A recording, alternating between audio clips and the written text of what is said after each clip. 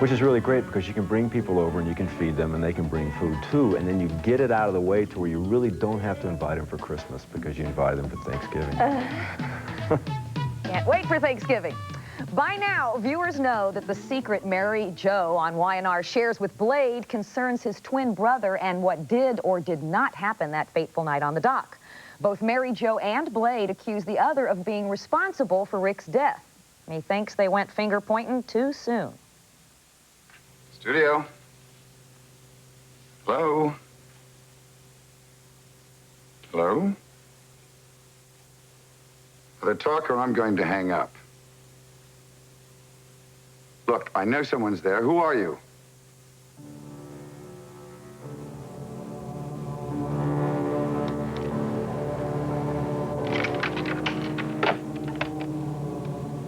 Weird. Very weird.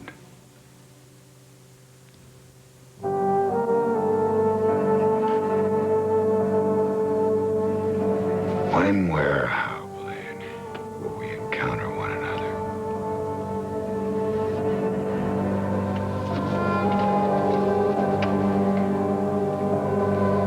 Maybe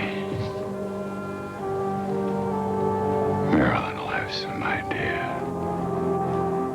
We didn't think he was really dead, did we? And I predict Mary Jo is going to play a huge role in this upcoming sibling reunion, and I doubt it's going to be a positive one.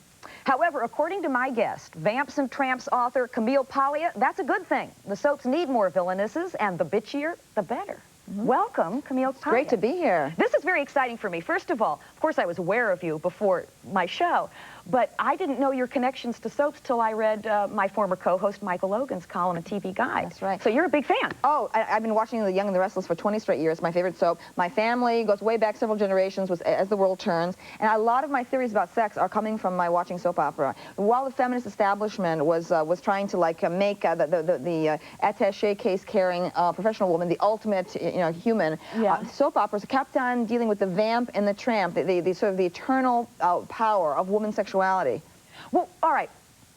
What is wrong with soaps today? Where have they taken, because we know that the soap audience is eroding. That's a problem. Yeah. So what's turning the audience off? What's turning them away? Well, there are two things. Number one, I think Agnes Nixon's, I admire her very much, but I think that her putting all these morally uplifting kinds of themes in a soap kind of destroyed their essence, the soaps are really about woman's emotional life and woman's sexual power over man.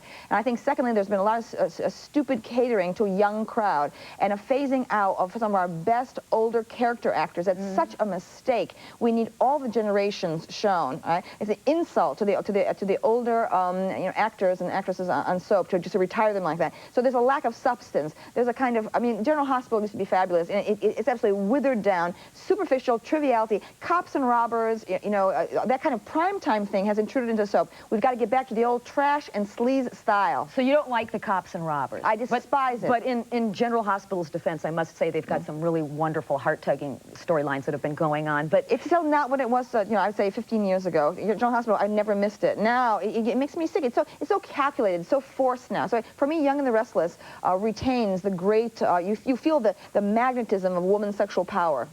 For instance, you really love Mickey Newman. You think she's it. Yes, she's absolutely wonderful. And not only that, but Jill and Lauren Fenmore and so on. I adore my entire idea of the vampiness of woman is coming from so many years of absorbing the soaps.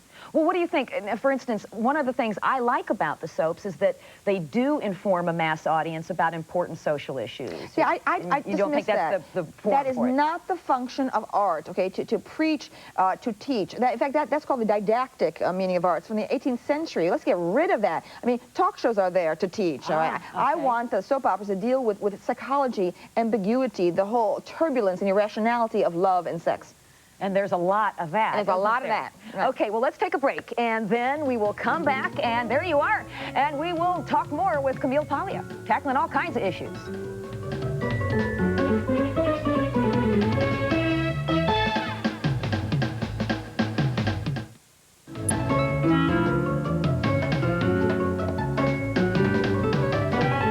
So glad you're with us, because with me today is Camille Paglia, the author of Vamps and Tramps and other books.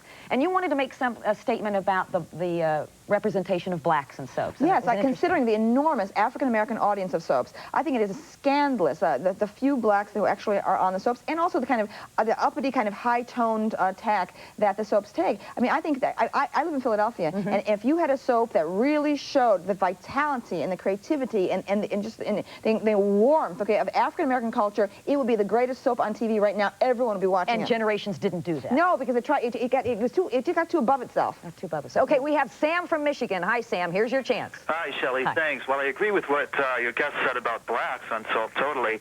I think she's kind of contradicting herself. On the one hand, she's saying that she wants to see more sleaze and more vamp and tramp. On the other hand, she'd like to see them explore more psychological, in-depth issues. I'm kind of hearing a mixture talking out of both sides of her mouth there. Okay. Why don't you address that? Well, actually, this is my whole theory of all my writing. That is that these are the pagan realities of love. The sleaze and the trash, that is, okay, the psychological ambiguity of human sexuality. Ah, okay, and we have Laura from New Hampshire. Hi. Hi, Shelley. How are you? Fine. I just have a comment about the ultimate villain, I think. Okay, who is it? Vivian Alamane. Vivian Alamane. Are you familiar with Vivian on Days of Our Lives? No, I haven't been watching that. Okay, well, she buried a woman alive. Oh. She had a telephone in the coffin so she could talk to her, but she buried her alive. And right now she's impregnated with a floating embryo, but we won't go into that right now. From Alabama, we have Sandra. Hi, Shelley. Hi. I really love your work. However, the fact of the matter, what I feel like, I'm a young viewer, I'm 26 years old, and I've been watching soaps for a very long time. What I really like is the moral issues, the issues that are important to people in the world today, such as General Hospital doing the breast cancer, As the World Turns doing the colon cancer, and even now with Sidney Coleman playing Hope on Young and the Restless with the abortion, should I keep the child issue, is really, really important to people all over the world, and I really appreciate and applaud soap operas for doing this.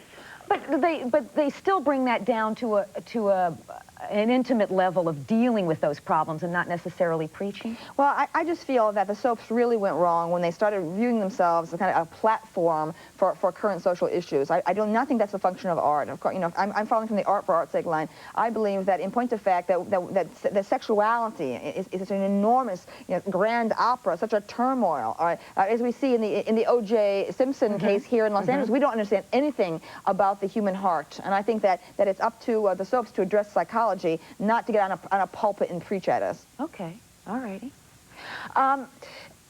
What are the elements then that make up the perfect soap opera? If you could be the executive producer of the perfect soap, what would it have? With the Young and the Restless style, where the camera comes in very close to the face and allows great actors and actresses to show flickers of emotion, tears welling in the eyes, to show people, drawn one way and drawn another. I mean, there's a kind of majesty to the Young and the Restless style that once was typical of a lot of soap.